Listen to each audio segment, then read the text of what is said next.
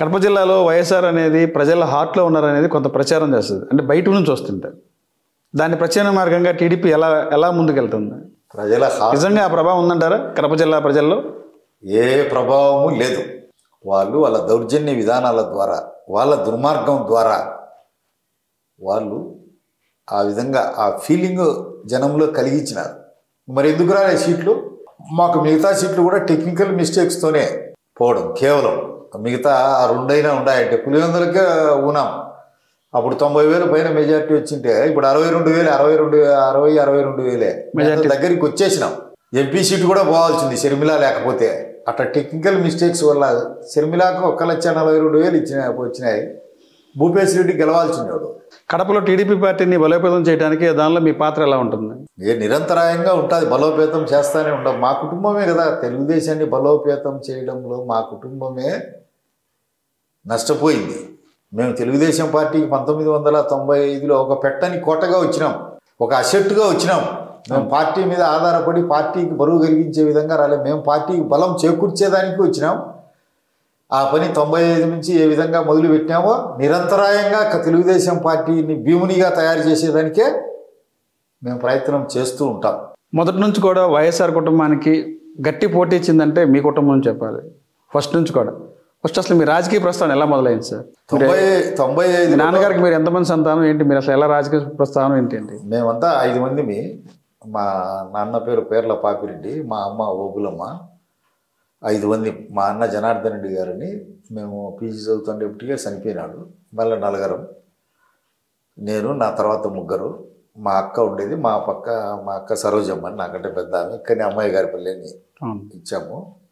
Last అమ్మాయి సావిత్రి అని తాతిరెడ్డిపల్లి లింగాల మండలానికి ఇచ్చాము.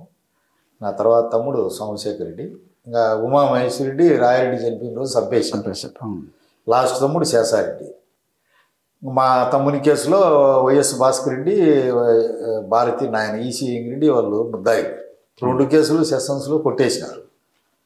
మళ్ళీ రాజశేఖర రెడ్డి సీఎం అయితేనే ఇన్ఫ్లుయెన్స్ చేసి హైకోర్టులో మాకు లైఫ్ ఇప్పించినాడు. నా మీద అక్కడ కొట్టేసినారు, కాన్స్పిరేటర్గా పెట్టినారు. సుప్రీంకోర్టులో కూడా అదే కన్ఫర్మ్ చేసినారు. రాజశేఖర రెడ్డి వచ్చే వరకు మాకు పెరోల్ లేదండి.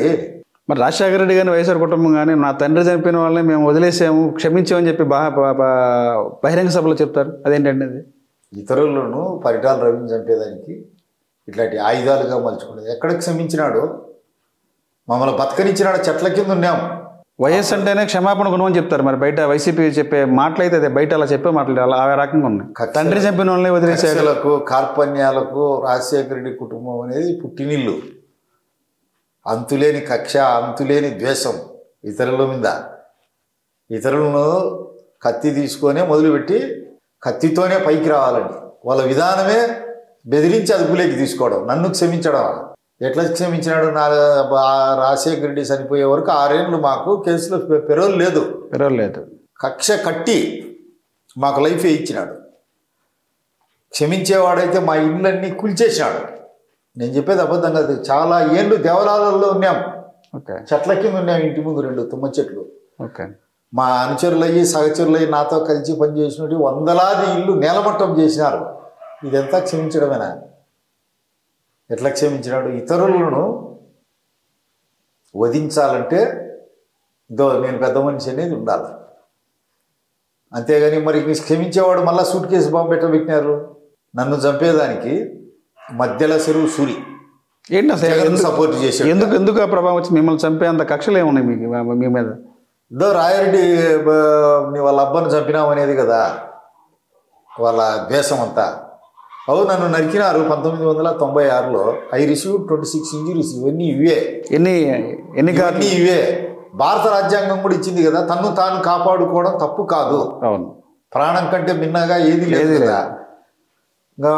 మమ్మల్ని మేము కాపాడుకోవడం మా ధర్మం. మేమే అఫెన్స్లో ఎప్పుడు పోలే. మళ్ళీ తర్వాత ఎక్కడైనా మా పైన రౌడీ షీట్లు కానీ కేసులు కానీ ఉన్నాయి. విన్నారా మీరు? లేదు. మమ్మల్ని గురించి, ఈ కేసుల గురించి స్టేట్ అంతా తెలుసు. ఈ స్టేటే కదా, దక్షిణ భారతదేశం అంతా తెలుసు. ఒకవేళ మర్చిపోయినా అని ఒక 5 నిమిషాలు చెప్పినారంటే ఓహో అని గుర్తు పెడతారు. మీకు రాజకీయంగా అడ్డం వస్తున్నామనే కదా. వారి చీకటి రోజులకు, చీకటి పరిపాలనకు కాలం చెల్లింది. తరం మారిపోయింది. వాళ్ళ సినిమా అయిపోయింది. వైఎస్ఆర్ సినిమా అయిపోయింది. అయిపోయింది, క్లోజ్. సార్, వైఎస్ రాజారెడ్డి గారి హత్య కేసులో ప్రధానంగా మీ పేరైతే ప్రస్తావనకు వచ్చింది. దాని మీద ఎలా స్పందిస్తారు, ఏం చెప్తారు మీరు దాని గురించి? నిజమే, అదేమి ప్రణాళిక వేసి సంపాలని చంపింది కాదు, యాక్సిడెంటల్. అదే చంపుతాడు, ఆకస్మికంగా పులి వచ్చి పడుతుంది మీద, ఒక సర్పం వచ్చి విస్సర్పం వచ్చి పడుతుంది, అప్పుడు ఏం చేస్తారు? ఎదురుదాడి. లేకుంటే మన వాళ్ళు చంపేచ్చు. అది అట్లా జరిగిన సంఘటనే తప్ప ఒక మనిషిని సంహరించేంత కసాయితనం లేదు మాలో, అప్పటికీ లేదు, ఇప్పటికీ లేదు. సార్, ఆ హత్య జరిగే సమయంలో మీరు ఎక్కడున్నారు, ఏంటి అసలు దానికి సంబంధించి మీరు ఎలా చెప్తారు, ఏం చెప్తారు? నేను పులివెందుల్లోనే ఉన్నాను, నేను నా ఇంట్లోనే ఉన్నాను, పులివెందుల్లోనే ఉన్నాను. అన్నీ భస్మీపటలం చేశారు, విధ్వంసం సృష్టించినారు. తర్వాత మేము బెయిల్ తీసుకొని బయటకు వచ్చాము. ఎంత దారుణమైన సంఘటన అంటే, నాకు పులివెందుల్లో ఉండేదానికి ఇల్లు కూడా రెంట్కు ఇవ్వకుండా చేశారు. అంటే మిమ్మల్ని ఎంత ఇబ్బంది పెట్టారు? నరకం అనుభవించిన కదా, పెరువులు లేవు. నా పిల్లలంతా యుద్ధరంగంలో పుట్టారు, ఆశ్చర్యపోతారు. మీరు ఎప్పుడైనా చూసినారంటే కనుక ఫిలిమ్స్లో అయ్యింది అనుకుంటారు, నిజం అది. 96లో నన్ను అటెంప్ట్ చేసేదానికి అక్కడ ఫోటోలో ఉంది, మధ్యలో ఉంది. ఆ అమ్మాయి ఒక్క నెల 20 రోజులు, ఆ అమ్మాయి పేరు భగవద్గీత.